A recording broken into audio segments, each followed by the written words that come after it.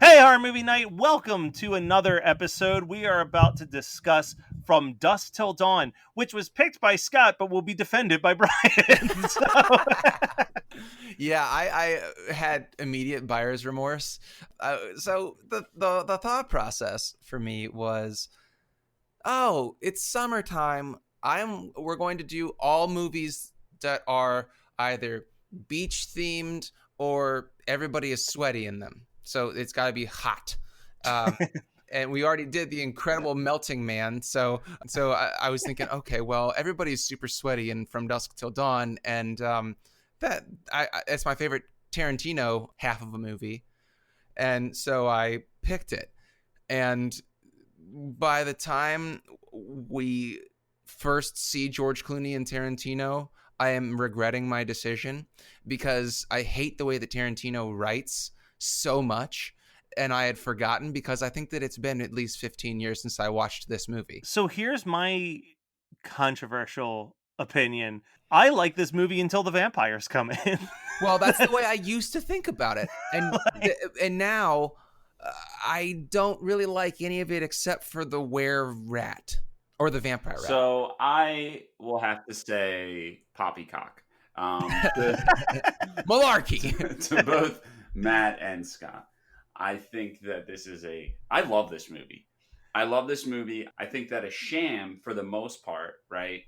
And I know Matt's a Wes Anderson fan, so I may be attacked for this, but George Clooney is a good actor in very few roles. This is a role I think he's a good actor in.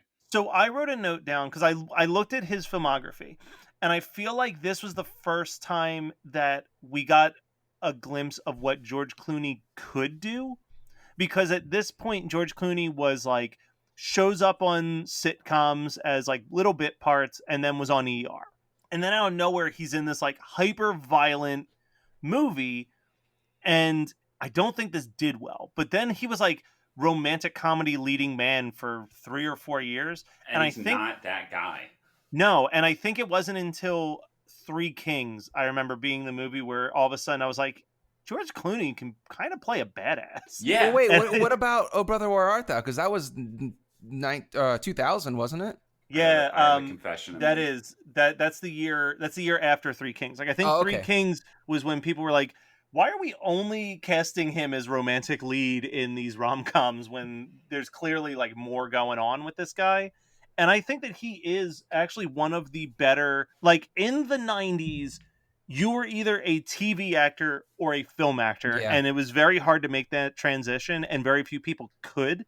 And I think that George Clooney is the best example of someone who actually really, like, it's like him and Will Smith as far as like 90s TV actors who prove that they are actually better as film actors. I don't disagree, yeah. But what's that, your confession about Oh Brother Where Art Thou? I haven't seen it. Oh, it's a great movie. I know. I've heard nothing but like incredible things, and I never saw it. And it's got one of my favorite movie soundtracks of all time. Yeah, I love dude. that bluegrass stuff. Hell yeah. I always liked this movie, and I'm currently reading Rebel Without a Film Crew, which is making me love this movie and Robert Rodriguez even more. Although I will say, unless you're like a gung-ho, super motivated person, I would not suggest reading this book because it's very defeating. Because I would like to make a movie one day.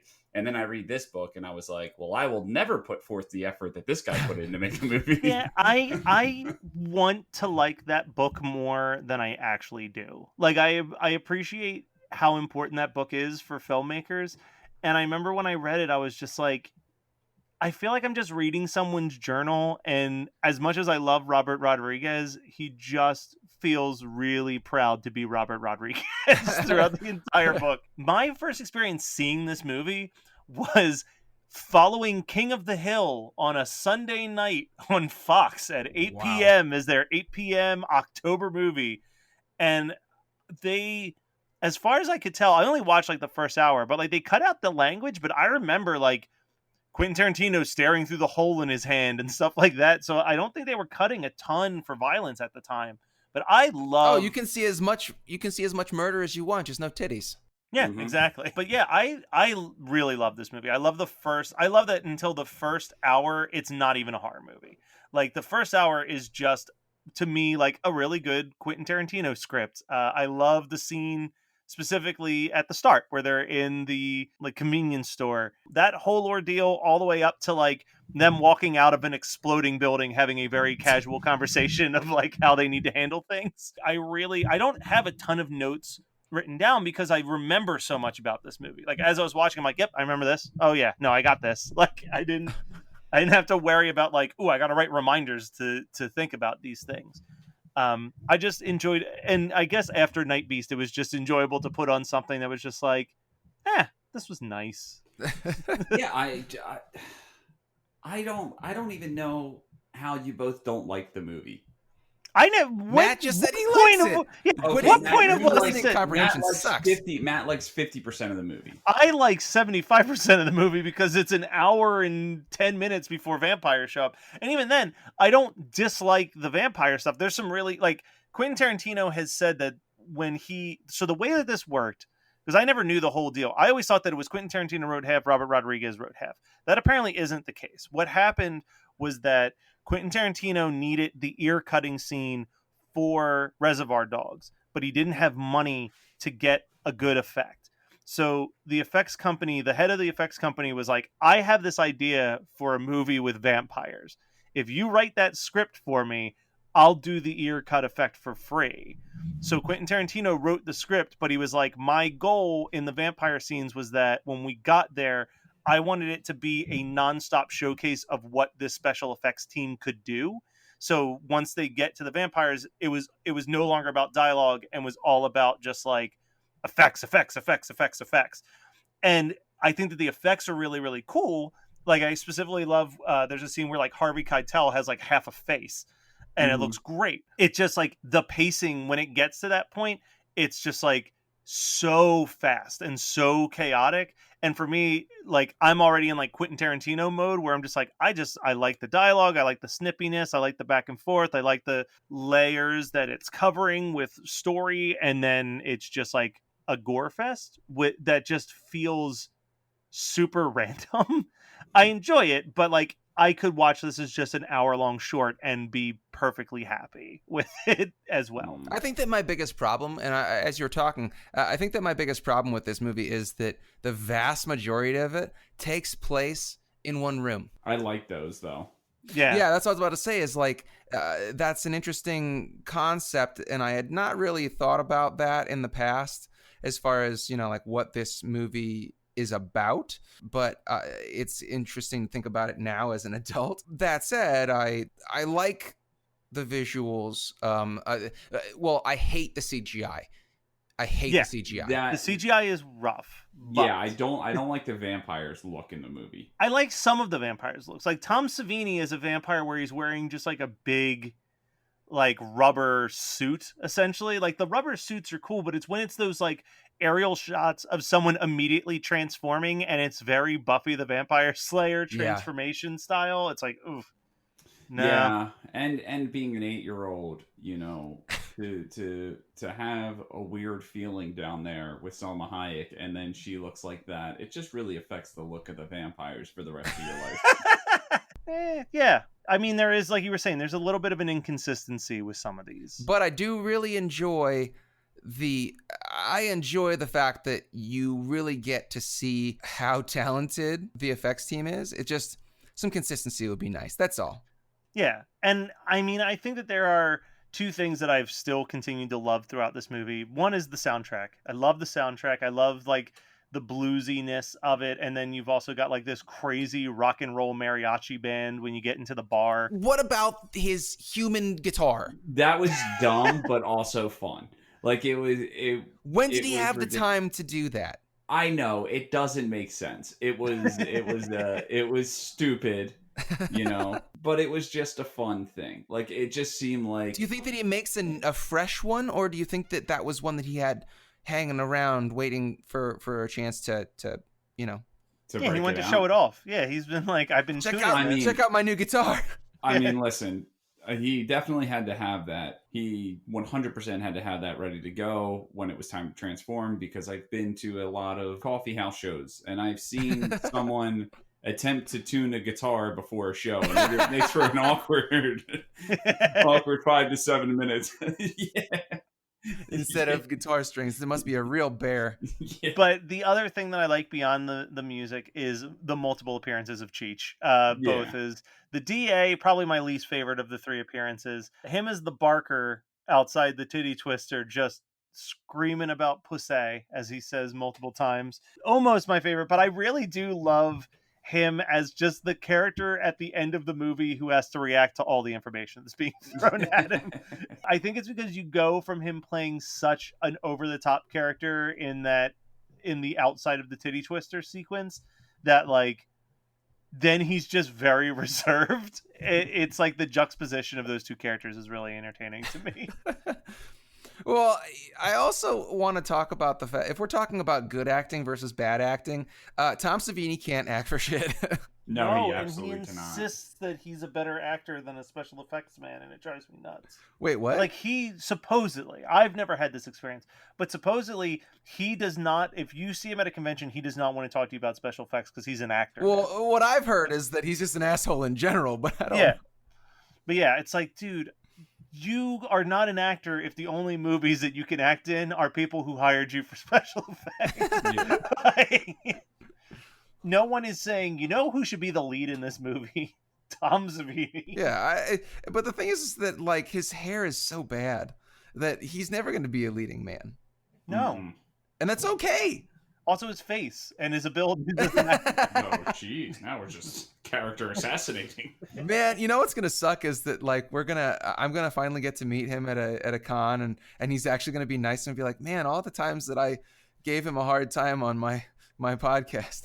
And then he's Hope going he to be won't like, I thought it was going to what go a in a nice different guy. direction. I thought it was going to go in a different direction. You're like, I'm worried that I'm going to meet Tom Savini, and he's like, I read on the internet that you motherfuckers have some. I don't think Tom Savini knows how to internet. Okay. Well, we need to talk about two things. We need to talk about Danny Trejo.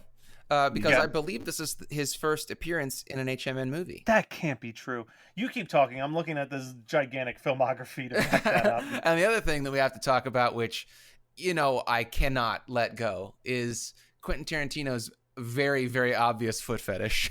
Because it is on full display, not only in the script, but on the screen. We get him literally... Okay, so if I had a fucking fetish... And I was powerful in Hollywood enough to be like, who can I pay to get my rocks off with my paraphilia? Salma Hayek at the height of her sexiness in 1996? Yeah, I think I'm going to do it. And so he's like, okay, Salma Hayek, use this water and pretend it's tequila or beer or whatever the fuck. Why don't you course it down your leg, onto your foot, into my mouth? And walk around on the floor for a little bit first. Let's do like 10 takes. And I'm going to jerk off to this for the rest of my life.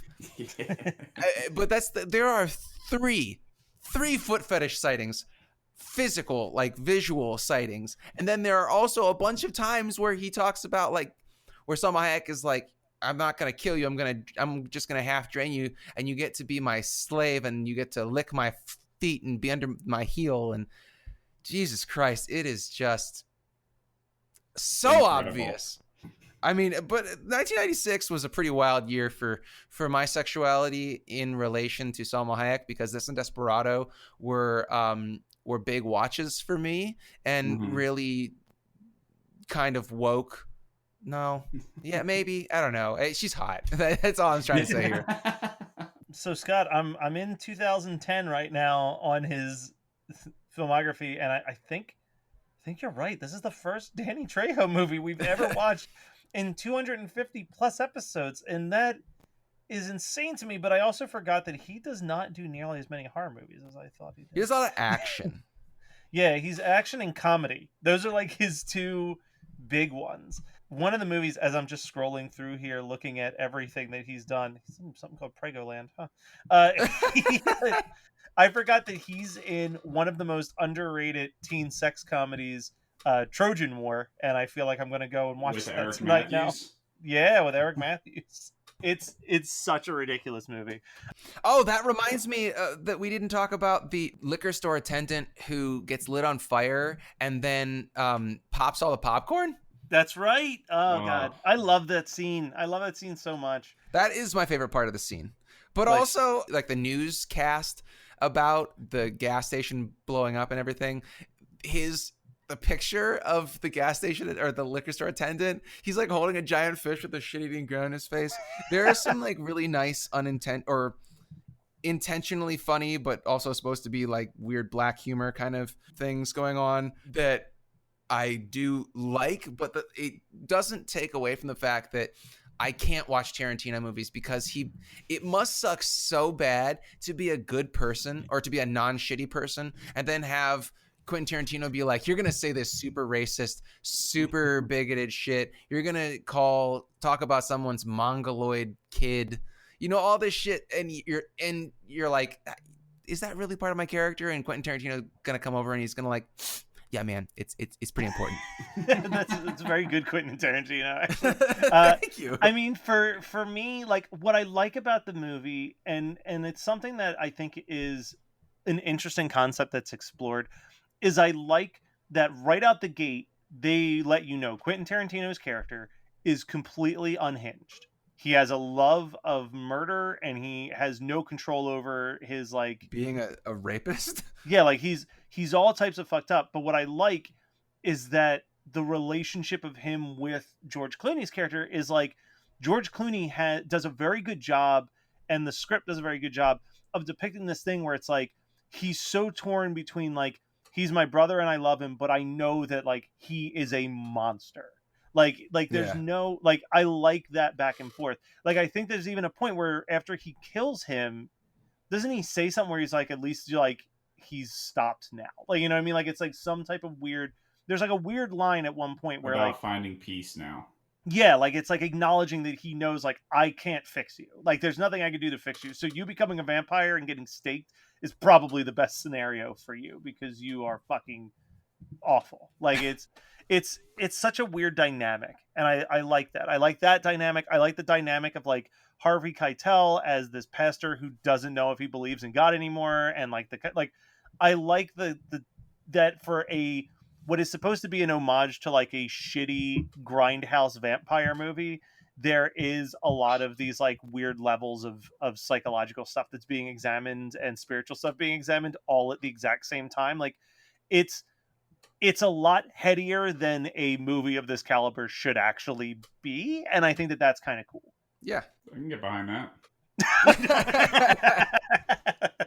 Anybody else have anything? I know I just blew it on that one. So no, I mean I blew my wad as far as things. Oh, yeah. We know. So double features, Scott. This was your pick. What are you double featuring it with? Okay, I'm gonna do a triple feature, but I'll save the third one for later. Yeah, please, because I think it might be mine. I bet it is too. Well, my immediate one was Vamp because Okay, I fucking love Vamp.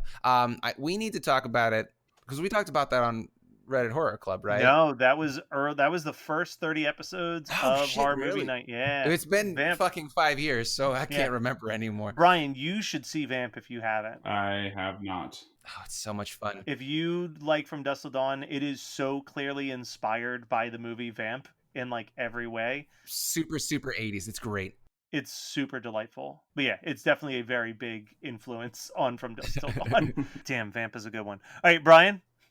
So I would double feature this with another Quentin Tarantino not directed screenplay that I love, which is True Romance. Yeah. Oh, it's Megan's favorite.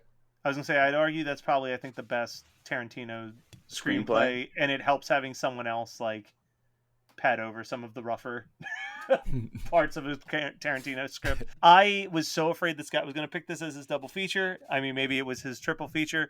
But I wrote down the vampire movie that this most reminds me of in, like, its actual visual aesthetic.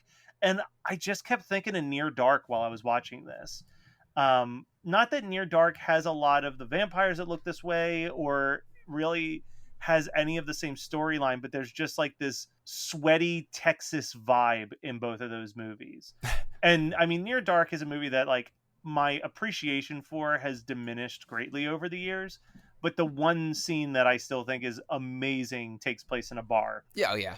Like that bar sequence is amazing. And that's not to say that Near Dark is a bad movie, but for years it was like, ooh, what is the better vampire movie from 1987? Is it Near Dark or The Lost Boys? And now I'm like, no, it's firmly The Lost Boys. Like The Lost Boys is a more enjoyable watch from start to finish than Oh, Near for Dark. sure. Yeah, oh yeah. God, what is something that you watched, listened Wait, to, wait. read? My Oh triple yeah, what feature, was bro. your I was so confident that I'd stolen it with Near Dark. No, wait, no. What's your triple feature? I like Near Dark, and I love the fact that it's a woman director. Yeah. I don't really like the tone of it. It's not as fun as I want. You know, like I'll watch it from like a critical standpoint, but I don't really watch a whole lot of horror from a critical standpoint unless it's for the show. A lot of it, what I want to watch is for fun. You know, I want like rubber suit monsters, and I want like one low other stakes. one other beautiful thing that Near Dark gave us is that little boy vampire who then appeared in the amazing Teen Witch. Oh, and then no one's coming to us at Creed 16 body. But then went on to write Final Girls. Yeah. So yeah. Oh man, Final Girls is a great movie. Dope ass career for that guy. All right, what was your triple feature? Graveyard Shift, because it's got that giant rat, yeah. and it's a giant vampire rat. And it's sweaty Texas weather. Yeah. Well, no, it's not. It's not sweaty Texas weather. It's sweaty Maine weather. But you know. Fair enough. It's anyway, people sweating. It's sweating. Yes. So what do you want to promote? You know how I just said that when I go back to watch horror that's not for the show, I kind of want to turn my brain off. Yeah. What did you turn your brain off to? So Shudder has Slumber Party Massacre and Slumber Party Massacre 2 on it.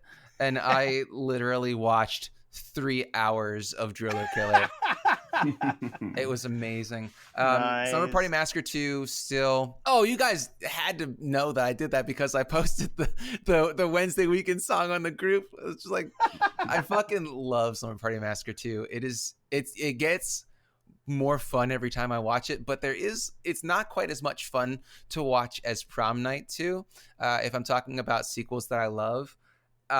Sequels that are much better than the original, because in Slumber Party Massacre 2 there is this bit of like dread that I do actually feel for the characters, because you know they're all gonna fucking die. I mean, you've seen the movie before, and even if you haven't, you know how these things go. But I just feel so bad for the main woman from Wings, whatever her name is in real life, because she is trying to fight her trauma, and she says early on, I don't want to spend my 17th birthday in an institution or like a mental hospital. And then the whole thing is basically like, is any of this real? Is none of this real? And when she's having all these like having all the nightmares and having all the visions of people dying, and finally she is going to consummate her relationship with her new boyfriend, and then he gets drilled through the chest and it's real, and she comes running down the stairs covered in blood, and she goes, "It's happening." That part is really depressing for me, but aside from that, the movie's great. So but then I followed it up with Satan's Cheerleaders. Now, Brian, have you ever seen Satan's Cheerleaders? I have not. It is a definite Brian movie, but please don't pick it for the show. Okay. So I am going to talk about a podcast that, I mean, is pretty high up on the podcast charts right now. So it's not like I'm giving a shout out to some like deep secret show that no one knows about. But everybody who knows me knows that my all-time favorite show is Scrubs. There is a new podcast out called Fake Doctors, Real Best Friends, that is hosted by Donald Faison and Zach Braff, and they're literally just each week watching an episode of Scrubs and giving you like a full behind-the-scenes breakdown of what it was like on the set, what are things that they remember, what lines were improvised, what ones were in the script, et cetera, et cetera. One of the things I think is really cool is they have an email address, and you email and they will bring you on the show as a fan to ask 2 or 3 questions in live on the air. So I may consider sending an email to that email address. But yeah, if you love Scrubs as much as I love Scrubs, it is a really great podcast to check out. And also, quick shout out to the other podcast that I've been really enjoying, the Oh Hello podcast from John Mulaney and Nick Kroll, which is delightful. I haven't really watched anything, to be honest. I probably should have talked about The Last Jedi last week, because then I could have brought up Rise of Skywalker today, but I'm not going to backtrack. All right, then. We binge watch Star Wars. We're starting. What will I watch this week is Matt will be offended by this, but I have never seen any of the Harry Potter movies, so that is next on our franchise list. I'm not that offended by that, because I mean, the movies are okay, but I am more firmly in the Harry Potter books. Oh, I love the Fantastic Beast movies. Oh man, Fantastic Beasts is the first one is so good. I have not seen the second one, The Crimes of Grindelwald, so Yeah, maybe it's I all have right. to. Matt, you are the ultimate. The movie's okay, but did you read the book? Well, I am excited because I didn't read the books, so. But maybe you'll want to after you watch these. That's true. Anyway, so that was From Dusk Till Dawn from 1996, not picked by Brian, picked by Scott. Who would have thunk it? So next week we're talking about one of my favorite movies, Adjacent. It's a sequel to a movie that I love, but it's not a movie I love. So stay tuned. God, we're such gluttons for punishment because of you. Oh, absolutely. You know what? We'll have a lot to talk about. Anyway. Oh, you know what? I should have been talking about this in the previous episode, and I fucked up and forgot, but I'm going to remember right now. So let's be honest. We're on lockdown at the time that we're recording this. This episode's coming out in June. We're going to keep recording these while we're on lockdown, which means that we're going to take a break once we get to the end of August in our recordings so that we can do Listener Submitted Month. So you should start submitting those Listener Submitted Month ideas ASAP, because we're probably going to record those episodes maybe late July, early August. We're in June at the time this is coming out. So email us at hmnpodcast@gmail.com and let's get some really good suggestions. We've had really great ones. That's how we watched Extra, but we also had some really, really bad ones. So let's aim for more Extra than, I don't know, what's some of the, Boogeyman 2. Let's stay away from Boogeyman 2. Oh my God, Boogeyman. Let's stay away from Bloody Murder 2. Wait, no, that was Brian. Let's stay away from suggestions like The Plague. Oh wait, that was also Brian. Let's just stay away from letting Brian pick anything ever again.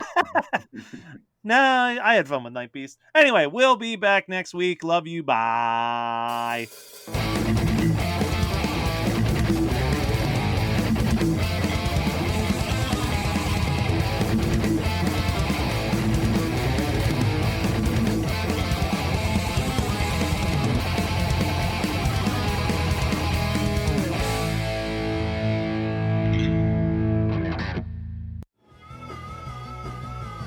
You're listening to the Geekscape Network.